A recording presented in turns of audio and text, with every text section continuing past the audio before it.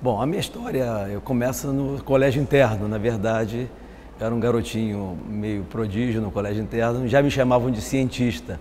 E talvez seja aí a origem toda a minha carreira científica, porque eu já vinha um pouco já com um perfil de pesquisador, tá? Já começava a me interessar muito por questões quaisquer, né? Na verdade, eu não sabia qual seria a minha formação final, mas no colégio interno eu já tinha alguma tendência, eu sempre imaginei isso, uma tendência à pesquisa. Bom, na minha época tinha admissão ao ginásio, eu fiz essa admissão ao ginásio científico, e já no científico a gente tinha o homem chegando à Lua, e nesse momento eu me interessei mais ainda por ciência e principalmente por astronomia, astronáutica, né?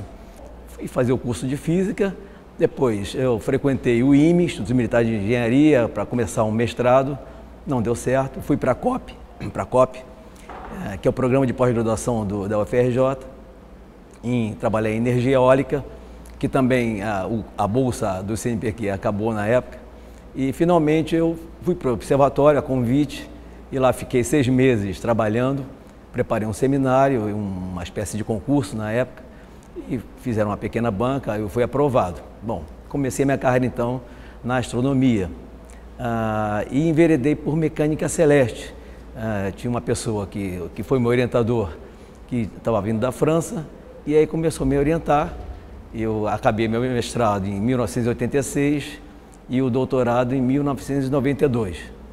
Bom, tive a grande sorte de fazer um pós-doutoramento no Observatório de Paris, onde eu aprendi muito e foi uma experiência muito interessante, e acho que todo pesquisador deveria fazer um pós-doc, como a gente chama. E esses 2 anos no Observatório de Paris, na verdade no Bureau de Longitudes, foi uma grande experiência profissional para mim. Então eu abracei a minha carreira de mecânica celeste, ou seja, o estudo dos movimentos dos astros, na verdade, que a gente chama também de dinâmica orbital, onde a gente pode determinar a órbita dos planetas, satélites, mesmo de estrelas, a gente consegue estudar o movimento desses planetas, desses corpos celestes. Então, a carreira, ou a área de mecânica celeste, ela envereda por esse caminho, né? Eu fiquei pelo menos 25 anos da minha carreira observando satélites de Saturno, Urano, Netuno, Plutão também, nós observamos muito, Marte. E hoje em dia o Observatório Nacional tem o maior banco de dados de satélites que se conhece. A NASA, por exemplo, sempre que quer ajustar as órbitas de algum satélite, vem até nós pedir dados para que a gente forneça, e esses dados são enviados para a NASA, para que então contribua para melhorar as órbitas de satélites, né, de planetas.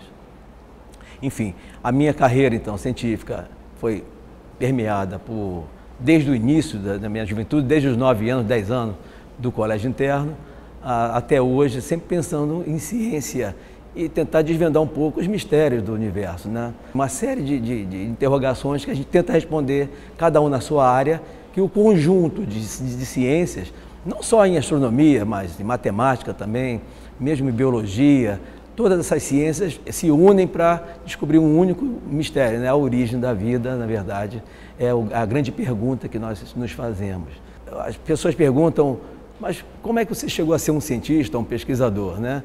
Então, acho que para ser pesquisador e cientista, tem que ser primeiro um bom observador, né? Não precisa ser um catedrático, tá? Mas se a pessoa é um bom observadora da natureza, eu acho que ela já é um bom começo para fazer ciência, que foi o meu caso quando era criança, era um bom observador das formigas e também das estrelas.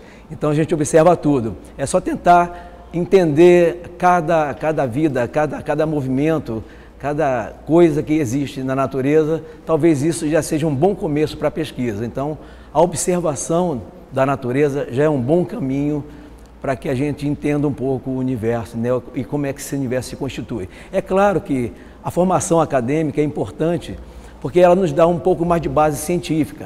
Então a gente observa um fenômeno e depois tenta traduzir aquilo numa fórmula, numa expressão matemática, num modelo físico. Por isso que a formação acadêmica é importante. Mas acho que o mais importante é a percepção da natureza. Olhar a natureza com outros olhos, um olho mais científico, né?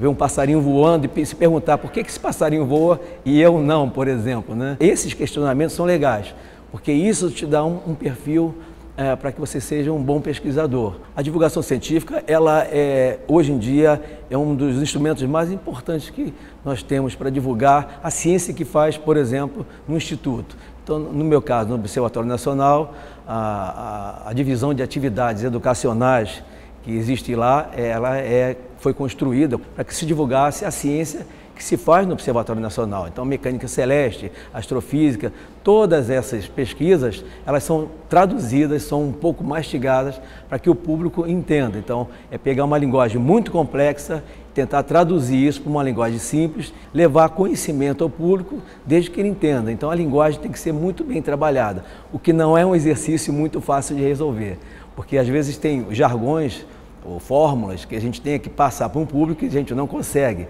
Então, essa transformação de uma linguagem complexa para uma linguagem simples é um exercício muito complicado de fazer. A gente tem que fazer o exercício de traduzir uma coisa complexa para simples, mas sem perder a exatidão da informação. Não adianta se falar, olha, é mais ou menos assim. Não, a gente tem que procurar palavras, termos, formas, gestos, maquetes, qualquer coisa que a gente possa se abraçar para que a gente possa traduzir aquele pensamento científico numa linguagem simples. Só assim a gente pode conseguir atrair os jovens para a ciência, né? Motivando-os, né? Trazendo esse público e mostrando que o universo e as coisas do universo também não são tão complicadas, é só observar. Ah, tá. Entendeu? Já aproveitei. Já Tenta cortar um pouco, que às vezes a gente dá uma engasgada, olha um pouco para...